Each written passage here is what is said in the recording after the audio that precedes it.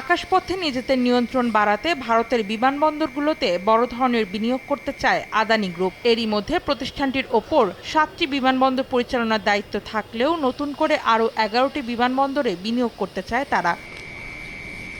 এর ফলে আগামী ৫ বছরে ১১টি বেসামরিক বিমানবন্দরের অবকাঠামো খাতে $১,১০০ কোটি বিনিয়োগের বড় পরিকল্পনা নিয়ে দরপত্র করছে গৌতম আদানির প্রতিষ্ঠানটি। এর আওতায় টার্মিনাল, ট্যাক্সিওয়ে ও রানওয়ে নির্মাণ করা হবে বলে জানিয়েছে তারা। এতে যাত্রী সেবা ৬০% পর্যন্ত বাড়তে পারে বলে ধারণা করা হচ্ছে।